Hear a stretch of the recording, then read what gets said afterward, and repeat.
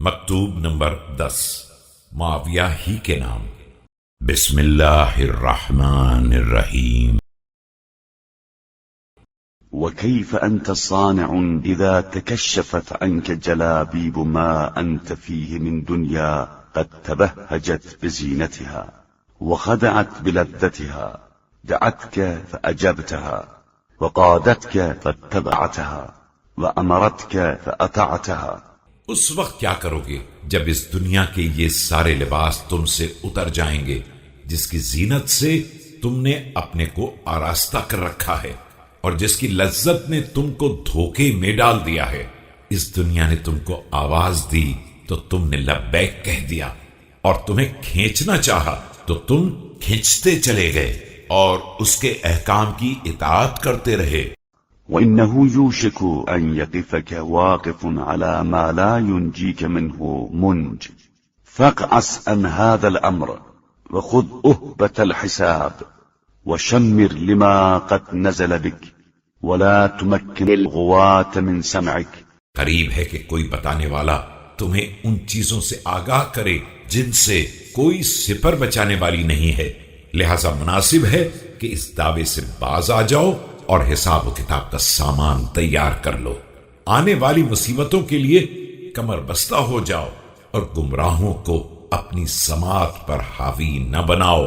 وإلا تفعل أؤلمك ما أغفلت من نفسك، فإنك مترف قد أخذ الشيطان منك مأخذه وبلغ فيك أمله وجرى منك مجرى الروح والدم۔ ورنہ ایسا نہ کیا تو میں تمہیں ان تمام چیزوں سے باخبر کر دوں گا جن سے تم غافل ہو۔ تم عیش و عشرت کے دل دادا ہو، شیطان نے تمہیں اپنی گرفت میں لے لیا ہے اور اپنی امیدوں کو حاصل کر لیا ہے، اور تمہاری رگ و پے میں روح اور خون کی طرح سرایت کر گیا ہے۔ ومتى كنتم يا معاوية ساسة الرعية وولاة أمر الأمة بغير قدم سابق ولا شرف باسق، ونعوذ بالله من لزوم سوابق الشقاء۔ معاویہ، آخر تم لوگ کب رعایا کی نگرانی کے قابل اور امت کے مسائل کے والی تھے جبکہ تمہارے پاس نہ کوئی سابقہ شرف ہے اور نہ کوئی بلند و بالا عزت۔ ہم اللہ سے تمام دیرینہ بدبختیوں سے پناہ مانگتے ہیں۔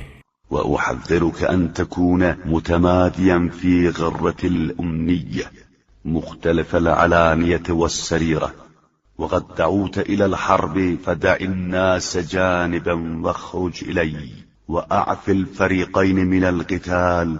اور تمہیں باخبر کرتے ہیں کہ خبردار امیدوں کے دھوکے میں اور ظاہر و باطن کے اختلاف میں مبتلا ہو کر گمراہی میں دور تک مت چلے جاؤ۔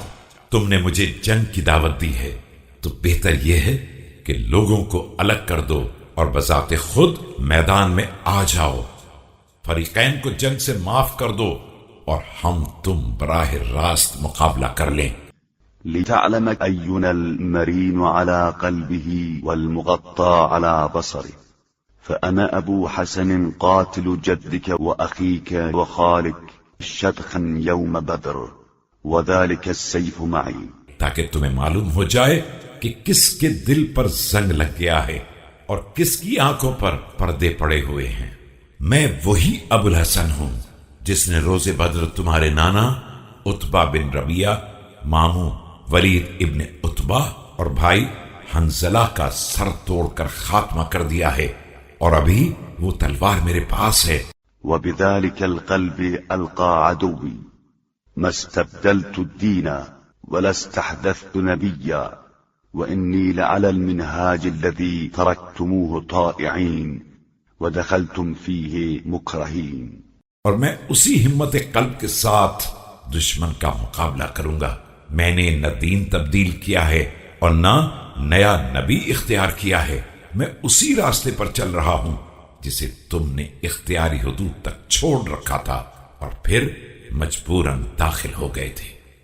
وزعمت أنك جئت ثائرا بدم عثمان، ولقد علمت حيث وقع دم عثمان فاطلبه من هناك إن كنت طالبا، فكأني قد رأيتك تذج من الحرب إذا عضتك ضجيج الجمال بالأثقال.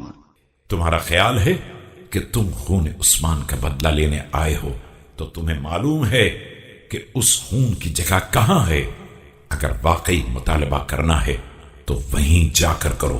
مجھے تو یہ منظر نظر آ رہا ہے کہ جنگ تمہیں دانتوں سے کاٹ رہی ہے. وكأني بجماعتك تدعوني جزعا من الضرب المتتابع والقضاء الواقع ومصارع بعد مصارع إلى كتاب الله وهي كافرة جاهدة أو مبايعة حائدة. اور تم اس طرح فریاد کر رہے ہو جس طرح اونٹ سامان کی گرانی سے بلبلانے لگتے ہیں، اور تمہاری جماعت مسلسل تلوار کی ضرب اور موت کی گرم بازاری اور کشتوں کے پشتے لگ جانے کی بنا پر مجھے کتاب خدا کی دعوت دے رہی ہے، جبکہ خود اس کتاب کی دیدہ و دانستہ منکر ہے یا بیعت کرنے کے بعد بیعت شکنی کرنے والی ہے.